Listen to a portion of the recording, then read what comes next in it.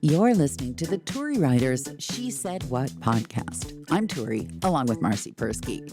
In this installment, why some people will never wear black. Also, your private bathroom rituals revealed. And what exactly are you doing with that blow dryer? I'll tell you the hardest thing about my job right now, as a ticket agent for the Polar Express, is putting on black pants and getting out of this house without them being covered in dog or cat hair. Understandable. It's like I'm going through lint rollers like lidocaine patches. I mean, it's like I need stock in both of them. Have you thought about changing in the car? My dog's right in the car. Oh. The cats don't, but no, my dogs, especially the ones that are shedding. Yeah, which is all of them all the time. Pretty much. Yeah. But yeah, no, I have to put my pants on in the bath. Well, first I take them and off my dresser because I try to bury them underneath a whole bunch of things. Mm-hmm. So when the cats lay on the dresser, they're not on my pants. Oh, good point. So and then I hang them up in the bathroom. I go over them all with lint. Then I stand on a chair on the toilet and put them on. And then put my husband's going to have a heart attack. I don't think standing on the toilet is a good idea, given your proclivity for plunging headfirst off anything that's 4 inches over the flat ground. Now you jinx the whole thing. I don't think this is a good idea. I think if you're going to stand on anything, it should be one of those little IKEA footstools for children. I lean against the window.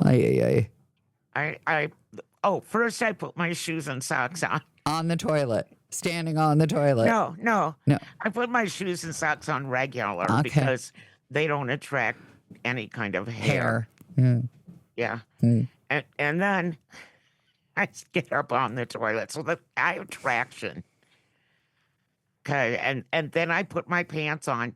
Then I roll them up. Like, I know it's an ordeal. You know, you're really blowing that whole line. He puts his pants on one leg at a time, just like everybody else. You're just blowing a hole in that cliche.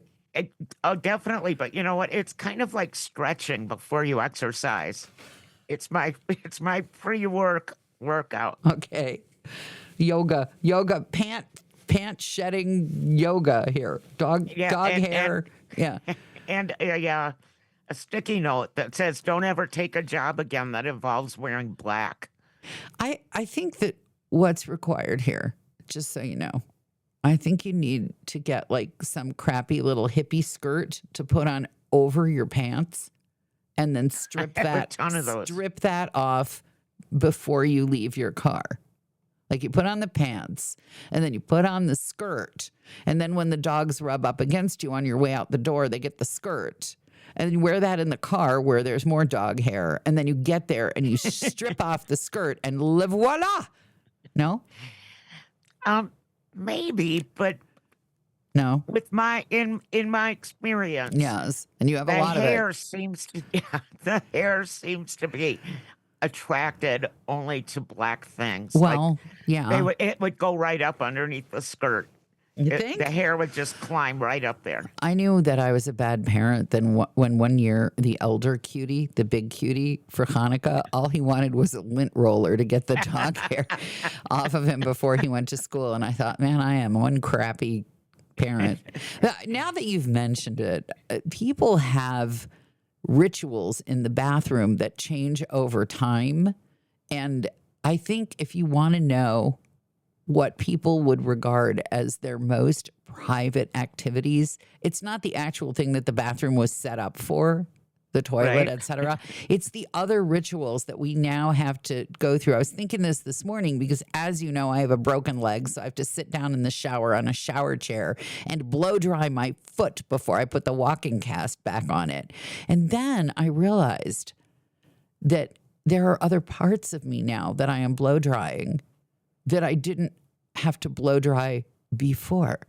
And you probably never anticipated having to. No. Like when I was perky, when I had like little perky breasts, They never, you wipe everything with a towel and you're done. But when you have like at our age and nurse 2 kids, maybe put on little weight breasts, you have to spend a little more time making sure that everything is dry. And I used to, when I could stand up and walk around, that was just an extra towel. But now I am blow drying my breasts. Like who has to do this when you're 21 years old? I'm nobody. Then I thought about all of the advice about grooming kits for men, which is basically women who love men saying, "Darling, you have hair growing out of your ears that you didn't have when you were 21. You please use this." It's the subtle hint. Yeah. And that's another ritual. I don't ever want to see if my husband is like shaving hair. I don't want to know that.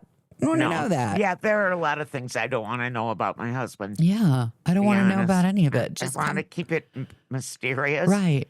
Just come out looking great. I can't tell every time he shaves because it's all over my countertop. Oh, jeez. I just want him to come out of the bathroom looking great, looking cute. For a while, smelling cute. Smelling cute. For a while there, when I was first injured and sick and post-operative, the spousal unit was too busy taking care of me to shave. And because he's mostly bald and has his head done at the barbershop with, I believe, with the 0 setting on the shaver, they just shave him to a cue ball. When his hair started growing out and his beard started growing out, he looked like a gray dog toy. It just looked like a round ball of gray fuzz. And I was I was literally begging him, like, please shave. I'm busy taking care of you. And you can't really argue with that. And how do you say? You look like, what are those toys that the kids have that are just furry all around?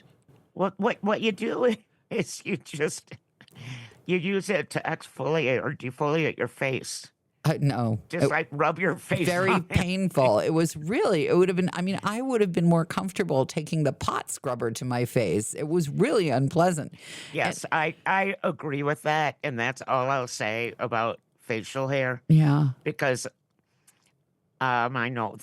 Some people have it and love it. Listens to this show. Some people have it and love it. But at the point where your spouse is mostly bald, so it grows out sort of like a beard on top, right? Because it's just shaved. And then it grows out like a beard on the lower half of the face. And you just look at the person and you're like, what is the dog trying to play with you? Speaking of dogs, we have a new foster dog.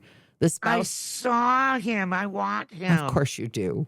He's so cute. Of course you do. Yes, I do. He's really cute. He knows very little. He's sort of housebroken. And what's really cute is that he adores the spousal unit.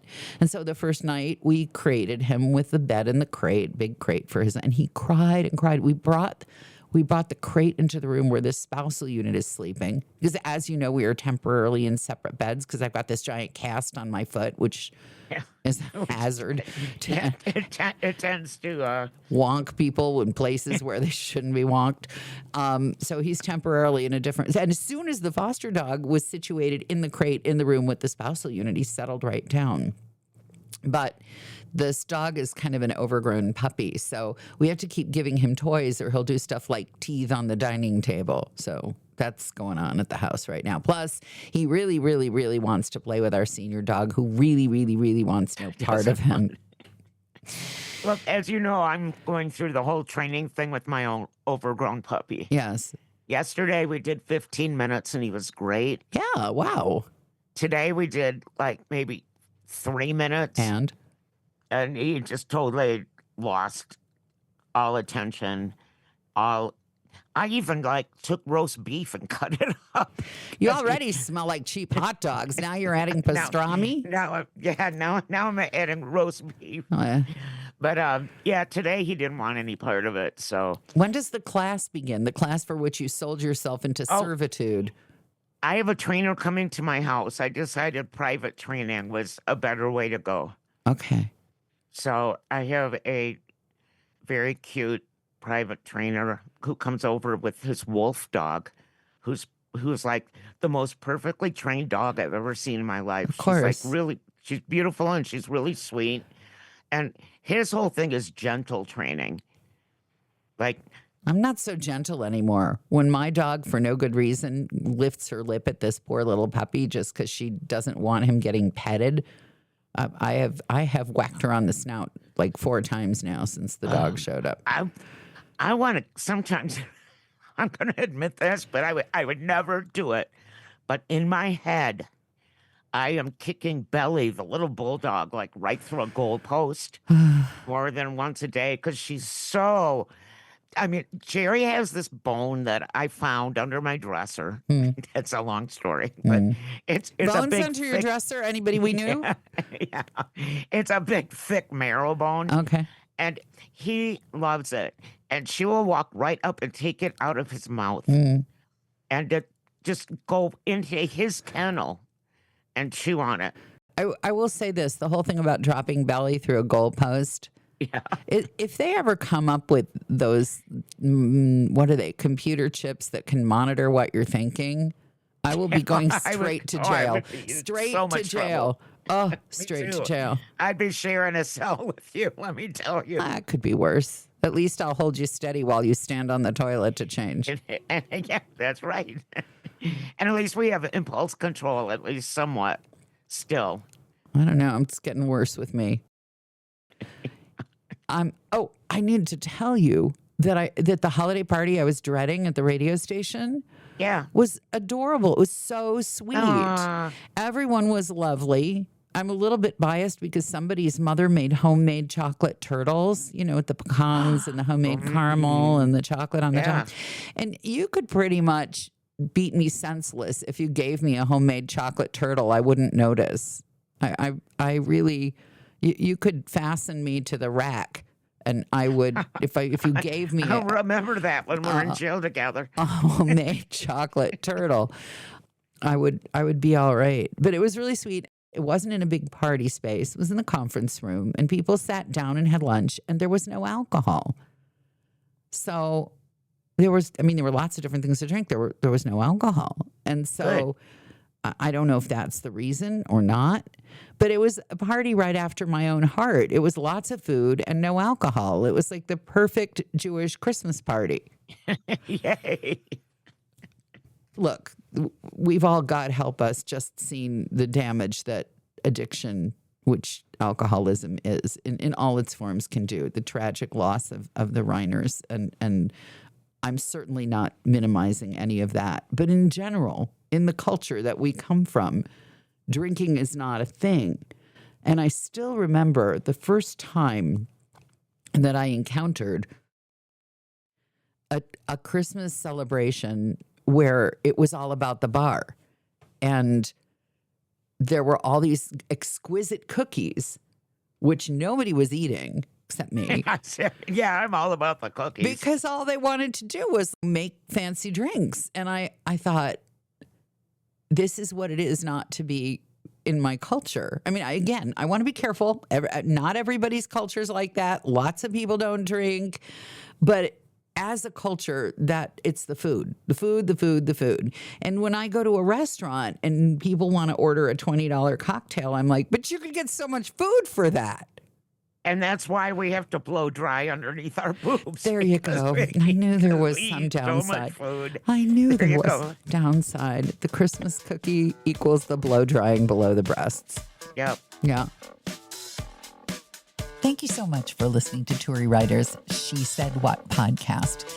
And as you probably know by now, this is the season when you start to pull your hair out trying to find the absolutely perfect gift. Well, wouldn't it be a smashing idea to get that hard-to-please person a copy of my book, She Said What? A Life on the Air. And you can find it at your independent bookseller or on that site that sells everything. And if for some mysterious reason the recipient doesn't absolutely love their copy, borrow it back.